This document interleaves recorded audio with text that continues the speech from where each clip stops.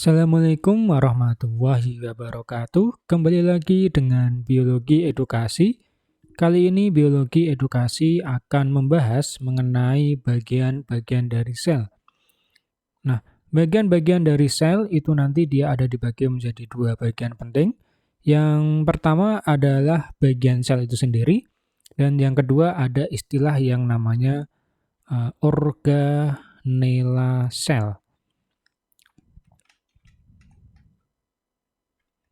Nah, jadi ada dua bagian penting, ada yang namanya bagian sel itu sendiri, ada bagian yang namanya organela sel. Nah, di sebelah kiri ini adalah sel hewan.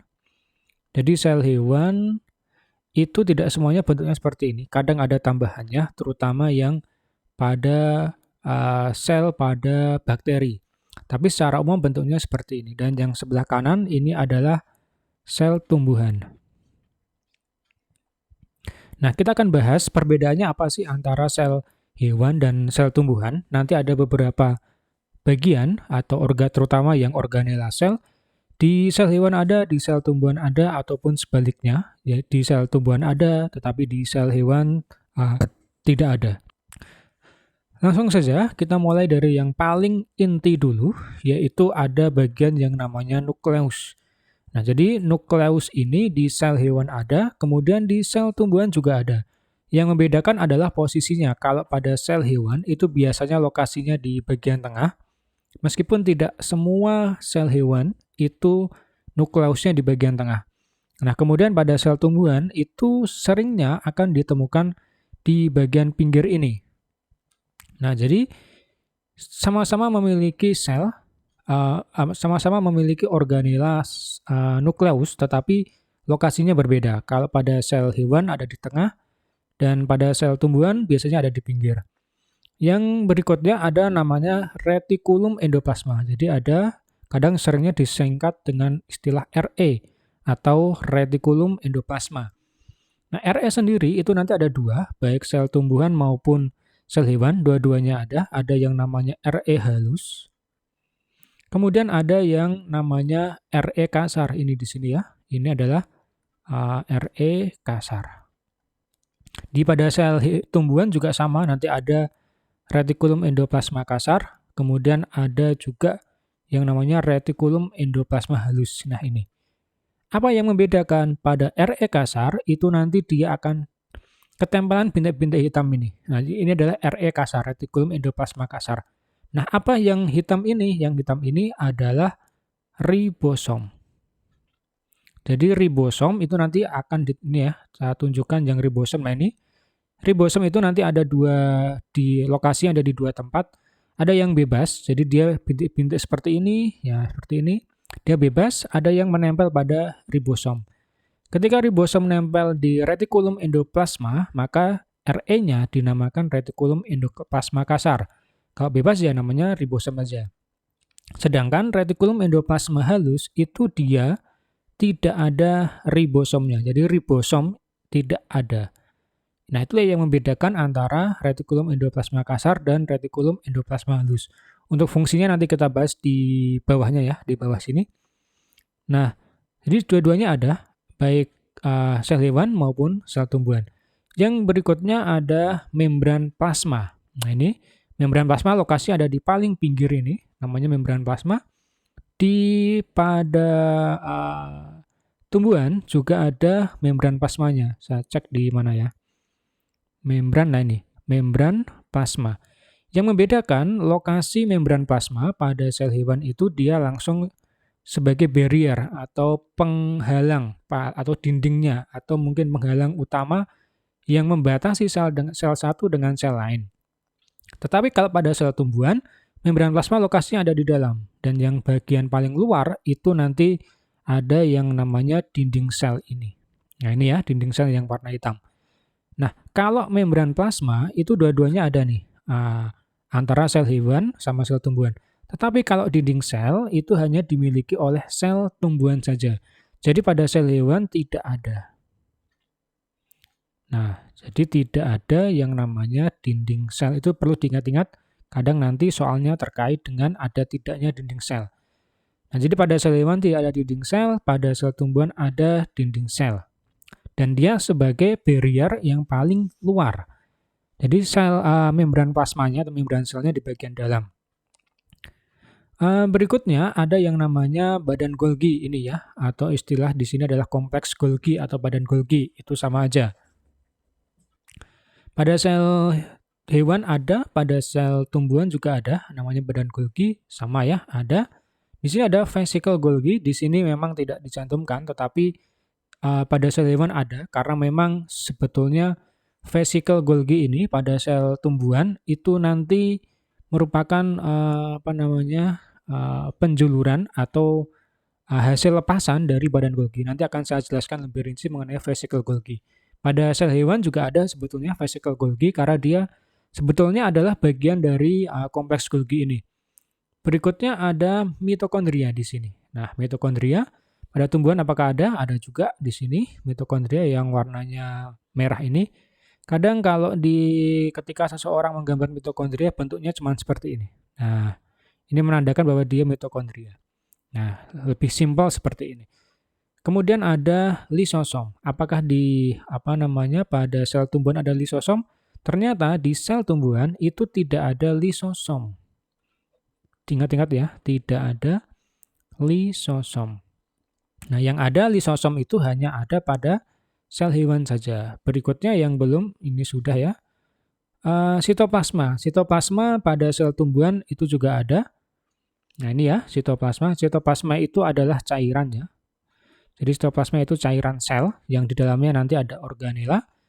Berikutnya pada sel hewan, inti sel tadi sudah, nukleus itu sama saja dengan inti sel. Nah, ini tadi saya belum jelaskan ya, ada nukleus, ada kromatin, ada membran inti. Nanti saya jelaskan di belakang. Kemudian pada sel hewan ada sentriol. Ya, ada 2 sentriol. Ini lokasinya di sini. Pada sel tumbuhan itu tidak punya sentriol. Jadi dia tidak ada sentriol pada sel tumbuhan itu tidak ada. Nah, itu perlu diingat-ingat. Ini ribosom pada sel tumbuhan ada. Ini juga ada. Nah, sama ya, ada ribosom. Nah, kurang lebih seperti itu untuk bagian-bagian selnya. Nah, ini tadi di bagian nukleus itu ada namanya nukleolus. Nukleolus itu kalau di Indonesia kan kadang nyebutnya sebagai anak inti. Nah, anak inti sel itu sama saja dengan nukleus. Ada kromatin, benang-benang kromatin itu nanti dia berfungsi yang nantinya akan digunakan untuk pada saat pembelahan sel ya. Nanti akan berfungsi pada saat pembelahan sel. Kemudian ada membran inti sel atau membran nukleus. Lokasinya di paling luar yang membran nukleus ini. Jadi dia sebagai pelindung dari nukleus. Jadi misalnya nukleus, ini intinya nukleolusnya di tengah ini, maka ini adalah membrannya. Membran nukleus ya. Nah, berikutnya akan saya jelaskan. Ini di sini, di tumbuhan itu ada satu lagi yang kurang, yang dinamakan dengan kloroplas ini. Atau nanti digunakan untuk fotosintesis. Nah, kloroplas ini di tumbuhan itu ada jenisnya, ada banyak. Salah satunya yang sering kalian tahu adalah dinamakan dengan, kemudian di lisosom ini di hewan itu ada, tetapi di tumbuhan ini kan centang ini tidak ada, ini salah.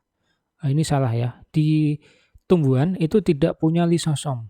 Ya, itu diingat-ingat, ini salah, ini tidak ada. Jadi dia tidak punya lisosom pada sel tumbuhan. Membran inti atau membran nukleus mengatur pergerakan zat dari dan ke dalam inti sel. Di bakteri tidak ada, kemudian di tumbuhan dan hewan itu ada. Nah, membran inti ini berbeda dengan inti sel. Jadi bedakan antara membran inti dan inti sel atau membran nukleus. Ini sering salah biasanya.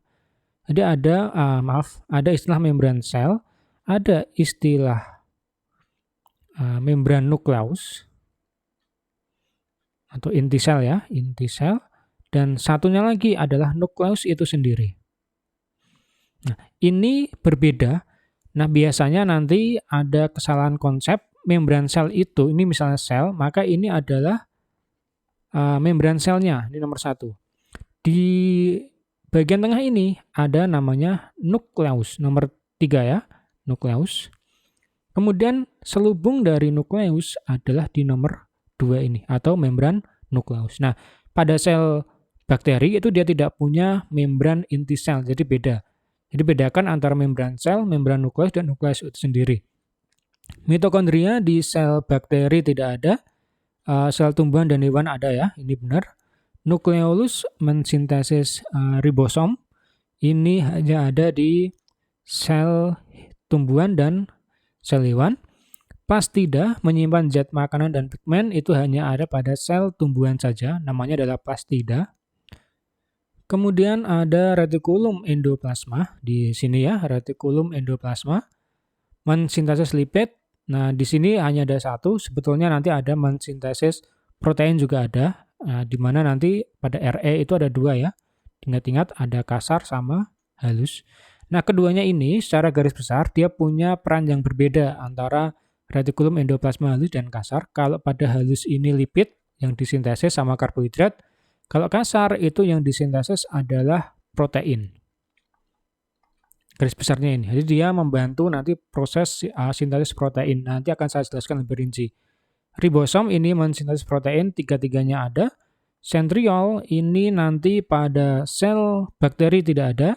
Sel tumbuhan tidak ada, tetapi di bintang kadang ada ya, di sini ada, umumnya tidak ada, tetapi ada beberapa kasus bahwa sel tumbuhan itu ada yang memiliki centriole, dan pada sel hewan itu ada.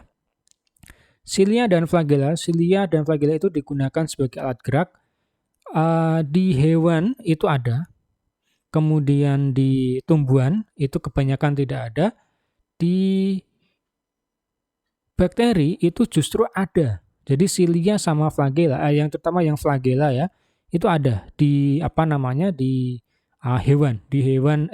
Di bakteri itu ada yang namanya alat gerak. Nah, alat gerak ini namanya adalah flagella. Nah, flagella itu nanti kalau pada sel bakteri memang ada yang tidak punya, ada yang cuma satu punya flagella alat geraknya, ada yang banyak alat geraknya seperti ini, ada yang bentuknya seperti ini. Nah, ini adalah flagella. Ada juga bakteri yang bentuknya flagellanya seperti ini, dia melingkar semua. Nah, itu nanti akan kita bahas lebih rinci. Jadi di bakteri diingat-ingat ada flagellanya. Sitoskeleton mendukung struktur sel, itu di bakteri tidak ada, sel tumbuhan ada, sel hewan ada, benar. Kemudian ada vakuola, ini di bakteri tidak ada.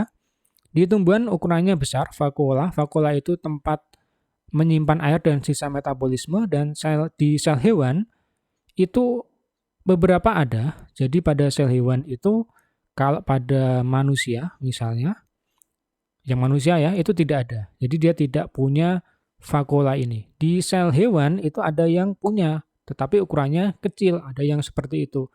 Ini yang di sel hewan ya, yang hewan.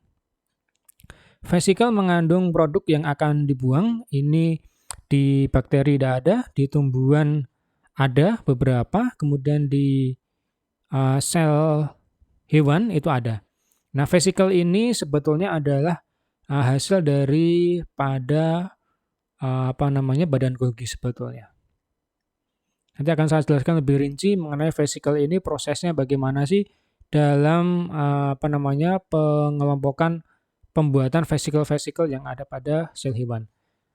Jadi kurang lebih seperti itu penjelasan mengenai organela sel pada sel hewan dan sel tumbuhan. Jika nanti ada yang ingin ditanyakan, silakan ditulis di kolom komentar. Sampai jumpa pada materi-materi berikutnya di Biologi Edukasi. Wassalamualaikum warahmatullahi wabarakatuh.